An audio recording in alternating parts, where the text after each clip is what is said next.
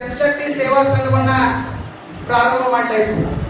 ಮೊದಲಿಗೆ ಇದು ಸಣ್ಣ ಆಲೋಚನೆ ಇತ್ತು, ಆದರೆ ಮುಂದೆ ತಾವೆಲ್ಲ ಈ ಪ್ರೀತಿ ವಾತ್ಸಲ್ಯ ನೋಡಿದ್ರೆ ಇದು ನಮ್ದು ಸಣ್ಣ ಆಲೋಚನೆ ಇಲ್ಲ, ಇದು ದೊಡ್ಡ ಆಲೋಚನೆ ಅನ್ನೋದು ಕಾಣಬಹುದು.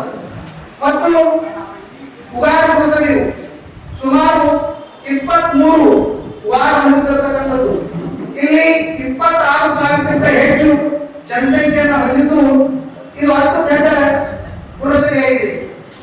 ಉಗಾರ ಮಹೋತ್ಸವದಲ್ಲಿ ಒಂದು ಆರೋಗ್ಯ ಆಗಿರ್ಬೋದು, ನೈರ್ಮಲ್ಯ ಆಗಿರ್ಬೋದು, ಸ್ವಚ್ಛತೆ ಆಗಿರ್ಬೋದು, ಮೂಲಭೂತ ಸೌಕರ್ಯಗಳಿಗೆ ಸಮರ್ಪಕವಾಗಿ ಸರ್ಕಾರದ ಯೋಜನೆಗಳು ಜನರ ಪಾಲಿಗೆ ದೊರೆಯಬೇಕೆನ್ನುವ ಉದ್ದೇಶದಿಂದ ಈ ಸಂಘವನ್ನ ಪ್ರಾಥಮಿಕವಾಗಿ ಪ್ರಾರಂಭಿಸುವ ಉದ್ದೇಶವನ್ನು ಮಾಡಿಕೊಂಡಿದ್ವಿ. ನಂತರ ಈ ಸಂಘದ ಉದ್ದೇಶ ಬಡವರ ಪರವಾಗಿ, ನಿರ್ಗತಿಕ ಪರವಾಗಿ, ಅನ್ಯಾಯಕ್ಕೊಳಗಾದವರಿಗೆ, ಭ್ರಷ್ಟಾಚಾರ ವಿರುದ್ಧ ಮತ್ತು ರೈತರ ಪರವಾಗಿ ಸಾರ್ವಜನಿಕ ಕಾರ್ಯಕ್ರಮದಲ್ಲಿ ಭಾಗವಹಿಸಲು ಈ ಜನಶಕ್ತಿ ಸೇವಾ ಸಂಘ